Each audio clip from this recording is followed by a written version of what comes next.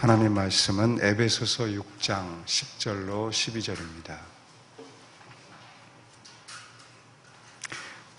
다 같이 함께 읽겠습니다. 끝으로 너희가 주 안에서와 그 힘의 능력으로 강건하여지고 마귀의 관계를 능히 대적하기 위하여 하나님의 전신갑주를 입으라. 우리의 씨름은 혈과 육을 상대하는 것이 아니요 통치자들과 권세들과 이 어둠의 세상 주관자들과 하늘에 있는 악의 영들을 상대함이라. 아멘. 좌우분들과 인사 나누겠습니다. 함께 예배드려서 행복합니다. 오늘 저는 여러분과 함께 전신갑주 설교 첫 번째로 강한 성도, 이런 제목으로 하나님 말씀을 전하겠습니다. 뛰어난 설교자였던 로이드 존스는 이런 말을 했습니다. 오늘날 교회가 부실하게 된 주된 원인 중 하나는 마귀를 잊어버리고 있기 때문이다, 이렇게 말했습니다.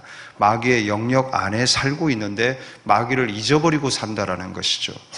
우리나라 사람들에게 가장 인기 있는 여행지는 중국에 있는 장가게입니다. 거대한 바위 덩어리들이 공중에 둥둥 떠 있는 듯한 신비스러운 광경에 모든 사람들이 매료된다고 하죠.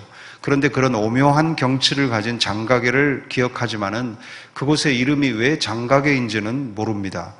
말 그대로 장씨 집안의 경계라는 뜻이죠. 명나라 때 나라에 큰 공을 세운 장만총이라는 장군의 공적을 기려 황제가 무릉산맥 일대의 땅을 하사하고 그에게 주었어요. 그래서 그는 가족을 이끌고 그곳에 들어가 정착을 하고 자신의 땅의 경계를 정해 놓았습니다. 그곳이 장가게입니다. 사람들이 장가게 안에 들어가면 그 장씨 집안의 경계 안으로 들어가는 것이에요. 장만총이라는 장군은 지금은 죽어서 사라진 지 오래된 사람이라 그 경계 안에 들어간다고 해서 아무런 문제될 것은 없지만은 마귀의 경계 안에 들어갈 때 우리는 마귀의 지배를 받아요. 마귀는 지금까지도 살아있어요. 여전히 강력합니다. 그리고 그 목표는 변함이 없습니다. 요한복음 10장 10절에 도둑이 오는 것은 도둑질하고 죽이고 멸망시키려는 것뿐이다 라고 말씀하고 있어요. 마귀가 다가오는 목적은 성도의 믿음을 훔쳐가고 그 영혼을 죽이고 삶을 파괴하기 위해 오는 것입니다. 마귀는 가장 완전한 하나님의 형상을 가졌던 아담에게 다가가서 그 믿음을 훔치고 영혼을 죽이고 삶을 파괴하는 데 성공함으로써 아담이 가지고 있던 세상의 지배권을 넘겨받게 됩니다. 누가복음 4장 6절에 마귀가 말했다. 세상의 모든 권세와 영광은 나에게 넘어온 것이니 내가 주고 싶은 사람에게 줄 수 있다. 이처럼 마귀가 지배권을 가지고 다스리는 영역이 세상입니다. 세상의 모든 권세와 영광은 마귀에게 소속이 되어 있어요. 그렇기 때문에 당연하게 거짓과 술수가 난무하고 경쟁, 다툼, 폭력, 전쟁이 끝없이 반복되는 것입니다. 이게 원래 그런 게 아닌데 고장나고 잘못돼서 그렇게 된 것이 아닙니다. 마귀가 지배하기 때문에 원래 그런 겁니다. 타락한 마귀가 지배하고 있기 때문에 세상은 끝없이 타락을 향해 치닫고 거짓의 압인 마귀가 지배하고 있기 때문에 거짓이 충만할 수밖에 없는 거예요. 이러한 마귀의 영역 안에 예수님께서 침공하셨어요. 그래서 그곳에 한 알의 밀알로 심겨지시고 썩어짐으로 많은 열매를 맺으십니다. 그리고 그 열매인 성도들은 오늘날 본인이 심겨진 삶의 영역에서 또 다른 한 알의 씨가 되어 썩어짐으로 자라나고 하나님의 나라를 꽃피워갑니다. 성도는 그러므로 자신이 심겨진 그 장소에서 자신의 역할을 감당함에 있어서 고장난 것을 고치고 변질된 것을 바로 잡으려고 해서는 안 됩니다. 이전과는 전혀 다른 새로운 하나님의 나라를 그곳에 창조해내야 되는 것입니다. 죄를 고치고 악을 바로잡는 것이 아니에요. 그 고친다고 되는 것 아닙니다. 의를 창조하고 내가 의를 창조하고 선을 창조해내서 죄와 악을 사라지게 해야 합니다. 이스라엘 백성들이 가나안 땅에 들어가기 전에 이미 그곳은 7 족속들이 차지하고 있었습니다. 터를 잡고 대대로 살아왔습니다.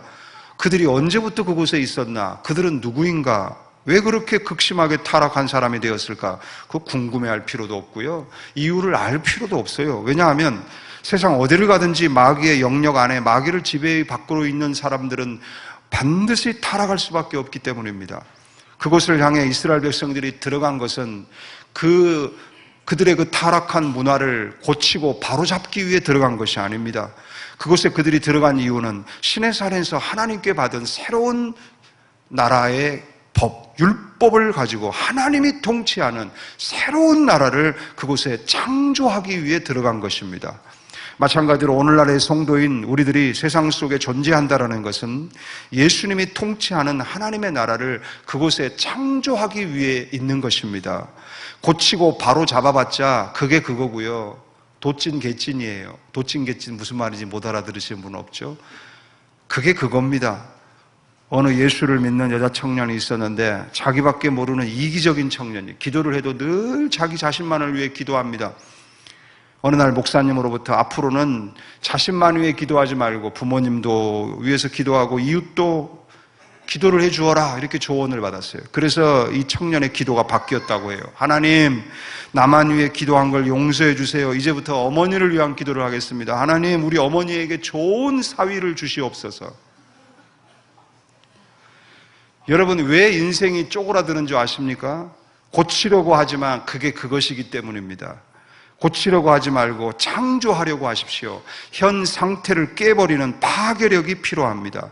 마귀가 지배하는 불의와 불안, 불만만 가득한 세상을 고쳐보았자 거기서 거기에요. 고치기보다는 내 안에서 나오는 의로움과 내 안에서 흘러나오는 평안과 내 안에서 흘러나오는 희락을 가지고 새로운 것을 창조하고 건설해내야 됩니다.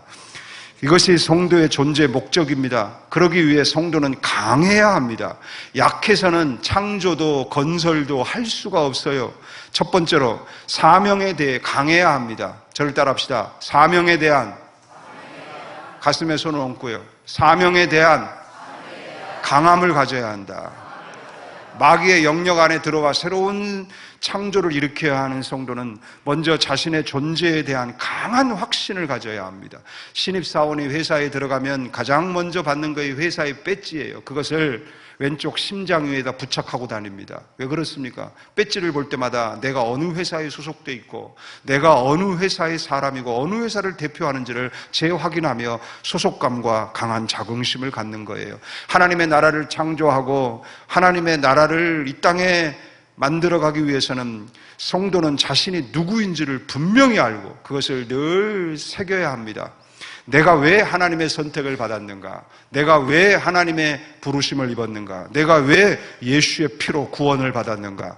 에베소서 2장 10절을 다 같이 읽어봅시다. 우리는 하나님의 작품입니다. 선한 일을 하게 하시려고 하나님께서 그리스도 예수 안에서 우리를 만드셨습니다.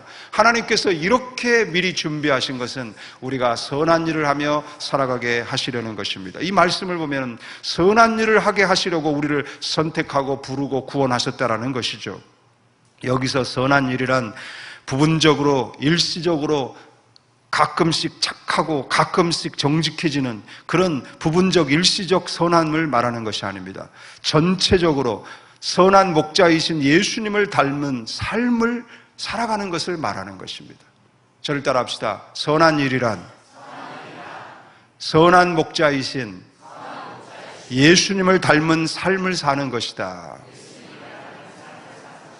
그렇기 때문에 구원받은 우리에게 있어서 죽기까지 변함없이 우리에게 있는 삶의 목표가 있습니다.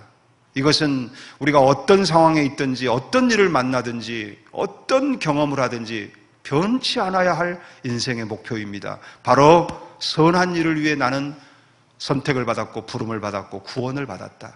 그 선한 일이란 내 평생에 예수님을 닮은 삶을 사는 것이다. 현재 내가 살고 있고 내가 속해 있는 곳에서 예수님을 닮은 삶을 사는 것이 곧 천국을 창조하고 건설하는 것임을 여러분 명심하시기 바랍니다. 나는 예수님을 닮은 삶을 살기 위해 선택받았고 부름받았고 구원받았다. 이 배지를 매일 확인하면서 소속감과 사명감을 재다짐하시기를 바랍니다. 두 번째로 현실 직시에 대해 강해야 합니다. 창조를 일으키기 위해서는 먼저 창조 이전의 현실에 대해서 내가 어느 곳에서 어떻게 창조를 일으켜야 되는지를 올바르게 이해하고 파악하고 있어야 할 것입니다. 대강 알고 두리뭉실하게 알아서는 정확하고 효과적인 창조를 일으킬 수가 없습니다. 등불을 켰으면 등경 위에 올려놔야지. 저 침대 밑에 갖다 놓던가 말 밑에 갖다 놓아봤자 그 등불을 켜나 아무 의미가 없고 효과가 없습니다. 집안을 가장 밝게 환하게 비칠 수 있는 정확한 자리, 정확한 위치에 등불을 얹어 놓아야 하는 것입니다. 창세기 1장 1절을 다 같이 읽어봅시다. 태초에 하나님이 천지를 창조하시니라. 하나님의 비전 선포입니다. 하나님께서 당신의 의지로 세상을 어떻게 바꾸실 것인지를 미리 선포하셨어요. 그리고 2절부터 창조가 시작이 되는데 우리가 생각할 때는 그러면 곧바로 하나님이 이르시되 빛이 있으라 하시니 빛이 있더라 이렇게 창조가 전개가 돼야 되는데 뜸을 들이시는 듯한 내용이 나오고 있어요. 2절을 읽어봅니다. 땅이 혼돈하고 공허하며 흑암이 깊음 위에 있고 하나님의 영은 수면 위에 운행하시니라. 이 구절이 왜 들어가 있는가? 필요 없는 구절 아닌가? 왜 이 구절을 여기다 넣어 놓았을까? 창조와는 아무 상관이 없어 보이는데, 그런데 이것이 가장 중요한 부분입니다. 창조가 일어나기 이전의 현실을 그대로 보여주고 있어요. 그리고 그 상태를 하나님이 아시고 보시고 느끼시면서 그것을 하나님의 영이 수면을 운행하면서 라프, 암탉이 병아리를 그 날개로 품듯이 그대로를 보고 아시고 느끼며 품으신다라는 거예요. 바로 여기서부터 창조가 시작이 되는 것입니다. 이것은 오늘날에도 마찬가지입니다. 거룩한 창조를 일으켜야 하는 성도는 내가 속해 있는 이 환경과 내가 속해 있는 이 모든 문화와 분위기 속에 창조 이전의 지금의 상태, 마귀의 지배를 받아와서 망가지고 부서지고 그리고 막 사분오열되어 있고 엉망진창이 되어 있는 혼돈과 그리고 흑암이 깊게 드리워 있는 이 상황에 대해 무관심하거나 무감정이어서는 안 된다라는 거예요. 그걸 그대로 직시하고 정확하게 볼 줄 알아야 하고, 그리고 안타까워하고 힘들어하고 슬퍼해야 한다라는 거예요. 그리고 바로 이 상황을 해결하기 위해서 하나님께서 나를 선택하시고 나를 부르고 나를 구원하셔서 나를 여기에 있게 하셔서 나로부터 창조가 일어나도록 하나님이 나를 여기에 두셨다라는 것을 우리는 알아야 되는 것입니다. 내가 지금 있는 이곳은 마귀의 영역이다. 전쟁의 한복판이다. 나는 여기에 고치려고 온 것이 아니라 창조를 일으키기 위해 왔다. 창조는 나로부터 시작되는 것이다. 내가 어디에 있든지 하나님 말씀이 그곳을 온전히 지배하는 곳이 아니라면 거기는 마귀의 영역입니다. 전쟁의 한복판입니다. 나는 여기에서 나로부터 창조를 일으키기 위해서 여기에 와 있는 것입니다. 현실과 그리고 나를 정확하게 직시하고 인식해야 합니다. 세 번째로 다 같이 읽어봅시다. 시작. 강함을 힘입는 강한 자가 되어야 한다라는 것이에요. 우리는 어떤 전제를 가지고 이 마귀와의 싸움에 임해야 합니까? 어떤 전제를 가지고 새로운 창조에 임해야 합니까? 오늘 시작 구절을 보면은 다 같이 읽어봅시다. 끝으로 너희가 주 안에서와 그 힘의 능력으로 강건하여지고 마귀의 관계를 능히 대적하기 위하여 하나님의 전신갑주를 입으라고 했어요. 유진 피터슨의 메시지 성경을 보면 이렇게 번역해 놨습니다. 읽어봅시다. 이제 마무리하겠습니다. 하나님은 강하신 분입니다. 하나님은 여러분도 그분 안에서 강하기를 바라십니다. 그러니 주님께서 여러분을 위해 마련해 주신 모든 것, 곧 가장 좋은 재료로 정교하게 만들어진 무기를 취하십시오. 그 무기를 활용해서 마귀가 여러분 길에 던져놓은 모든 장애물에 용감히 맞서십시오. 이 말씀의 요지는 이런 것입니다. 내 힘으로 강해지려고 하지 말라는 거예요. 내 안에 계신 예수님과 함께 하라는 것입니다. 나를 선택하시고 부르시고 구원하신 예수님께서 나를 위해 마련해 놓으신 모든 것을 취하라는 것입니다. 할렐루야. 예수님께서 마련해 놓으신 이 무기를 취하여 내 것으로 삼고 내 것으로 사용할 때 바로 나 자신으로부터 비롯되는 자신감이 아닌 예수님으로부터 비롯되는 자신감을 갖게 되고, 나의 의지에서 나오는 확신이 아닌 내 영혼 깊은 곳에서 나오는 승리의 확신을 가질 수가 있게 되는 것입니다. 하나님은 강하신 분이기에 그분을 힘입는 나는 강하다. 하나님은 강하시니까 그분을 힘입는 나는 강하다. 이 올바른 영적 자신감이 진정한 우리들의 자신감이어야 합니다. 저는 이것을 힘입는 힘, 붙잡히는 힘, 이끌리는 힘이라고 말하고 싶습니다. 내가 그분을 힘입을수록 내가 강해지고, 그분에게 붙잡힐수록 내가 강해지고, 그분의 이끌림을 받을수록 내가 더 강해지는 것입니다. 내게 능력 주시는 자 안에서 내가 모든 걸 할 수 있느니라. 그분의 능력을 쓰는 한 우리의 능력에는 고갈이 없습니다. 그분의 지혜를 쓰는 한 우리의 지혜의 바닥은 없습니다.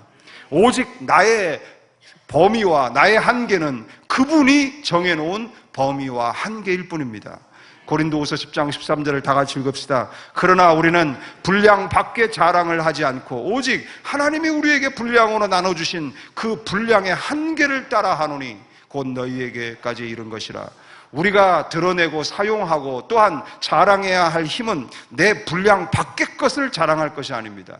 예수님이 내게 주시는 능력의 분량을 가지고 우리는 그만큼 감당하는 것이고, 그만큼 자랑하는 것이고, 그만큼 사용하는 것입니다. 이 분량의 한계를 넘어서서 사용하려고 해서는 안 됩니다. 만약 예수님이 능력을 안 주시면 멈추세요. 지혜를 안 주시면 말하지 마세요. 열정을 안 주시면 아무것도 결정하지 마세요. 주님이 주시는 분량의 한계를 넘지 마십시오. 내게 능력 주시는 자 안에서 내가 모든 것을 할 수 있다는 말은 역으로 생각해 보면 내게 능력을 안 주시면 나는 아무것도 할 수 없다는 말입니다. 아무것도 안 주시면 아무것도 하지 마세요.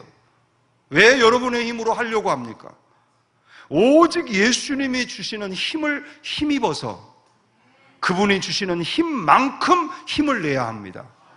그분이 나를 이끄는 만큼 걸어가면 됩니다. 그분이 나를 붙잡고 계시는 만큼 그 영역 안에서 감당하면 됩니다.